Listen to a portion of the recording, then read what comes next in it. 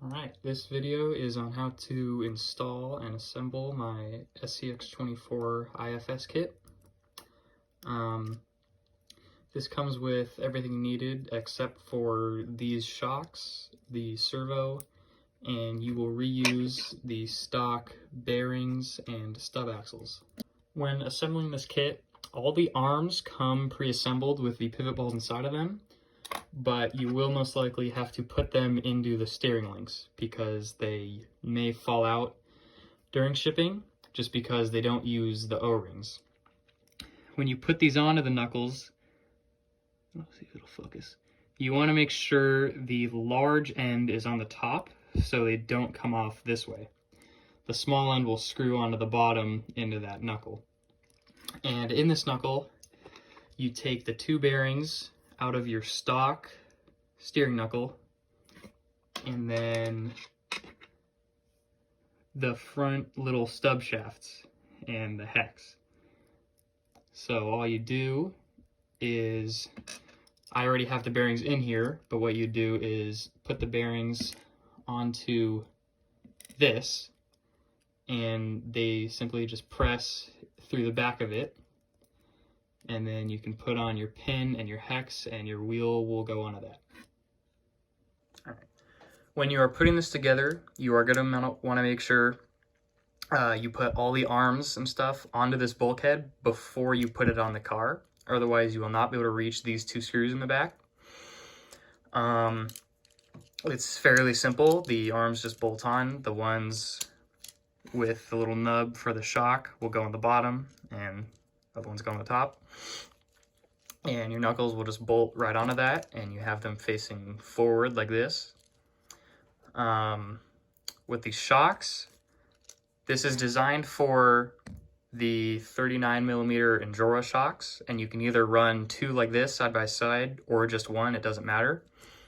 When you do, I would recommend using the bottom hole just to get the most travel out of the system, but you can use the top two if you want like a lower ride height or for certain shocks that are longer maybe, but with those you will need a spacer to go in between the shock and the perch.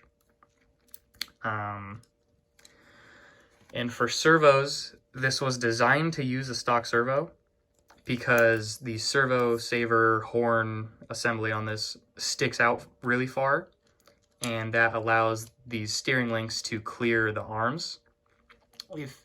If you use an Emax, they'll fit in here, but the horn doesn't stick out as far. So unless you buy a horn that sticks out really far, like one of these are on Amazon. I will probably link those in the description of this video.